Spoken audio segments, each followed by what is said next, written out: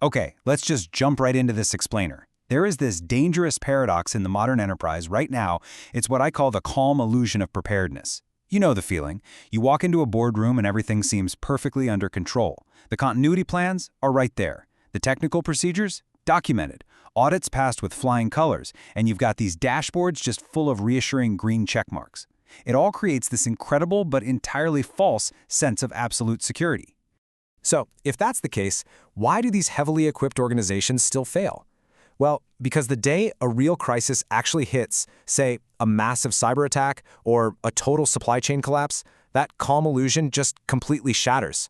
Decision-making slows to a crawl. Your most brilliant expert teams start to hesitate, priorities suddenly conflict, and those perfectly bound, hundreds of pages long procedures, yeah, they instantly become literally impossible to execute in the heat of the moment. And this highlights a massive gulf between mere compliance and true resilience.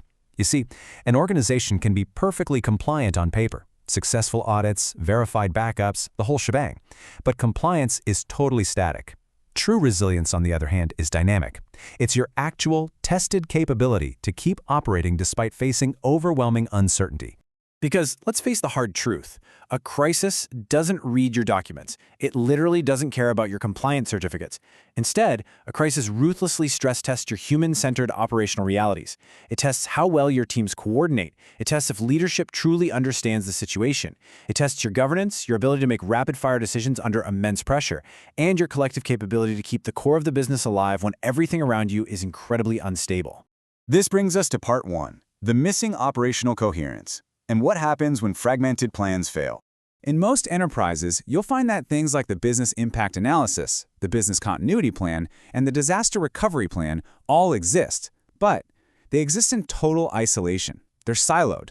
So when that fog of war descends, organizations suddenly realize, wow, we have a ton of technical knowledge, we know exactly how our servers are configured, but we've completely lost sight of our operational reality.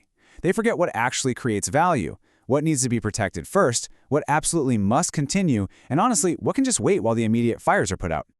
And that disconnect, that leads us straight to the concept of business objects. Look, organizations don't survive because servers are blinking green. They operate through actual business transformations, a signed contract, a validated order, a processed payment, a transmitted customs declaration.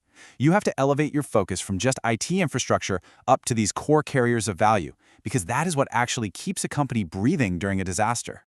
When you look at the enterprise through that lens, the lens of business objects, you hit the ultimate question leaders face.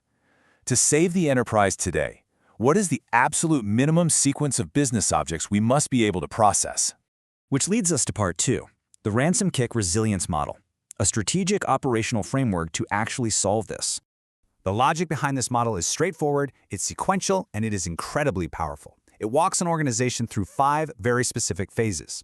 First, identify the actual impact. Second, continue the most critical operations by literally any means necessary. Third, restore the systems intelligently. Fourth, decide effectively throughout all the chaos. And fifth, learn from the aftermath. It's complete, thoughtful operational loop, not just a panicked, technical knee-jerk reaction. What makes this model a real game changer is how it sets super clear time horizons. It contrasts a critical 72-hour window with a broader 10-day horizon.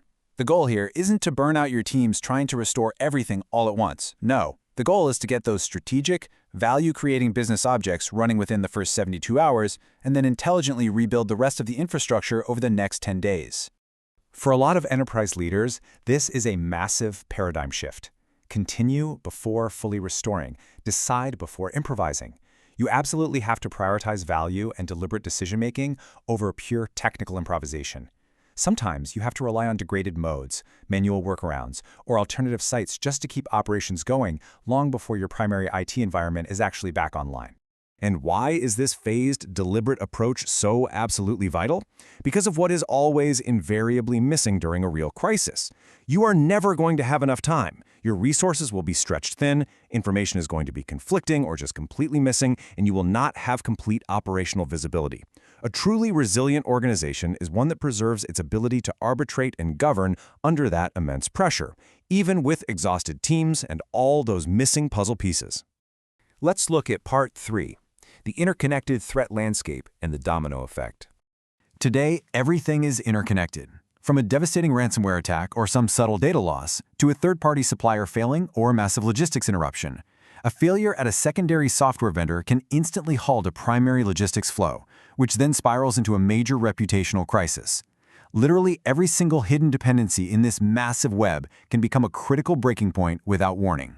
Because everything is so deeply tied together, relying on fragmented, siloed resilience plans is a massive liability now. Modern resilience has to evolve. It needs to be transversal. It has to cut right across IT, business, and your supply chain. It has to be governable by leadership, totally understandable by the teams on the ground, and most importantly, rapidly operational the exact second things go sideways. You absolutely need complete operational visibility. That brings us to our final section, the capability to govern, and the introduction of Archaeonis. Now, to be clear, Archaeonis doesn't replace your incredibly vital human experts. What it does is provide the critical operational memory those experts need when the pressure is maxed out. It helps structure those really complex analyses, it connects to critical business dependencies, and it drastically accelerates decision coherence. It essentially takes all that static, siloed data from your impact analyses and continuity plans and transforms it into a living, breathing operational capability.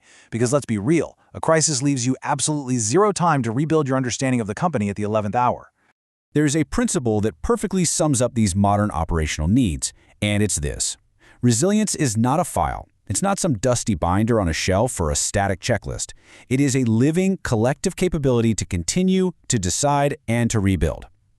In a world that's getting more unstable by the minute, having genuine operational visibility isn't just nice to have, it is a major strategic advantage. So let me leave you with this thought. If a massive systemic failure hits your organization tomorrow morning, would your teams be frantically reaching for a compliance checklist, or would they have the operational visibility to know exactly which business objects to save first?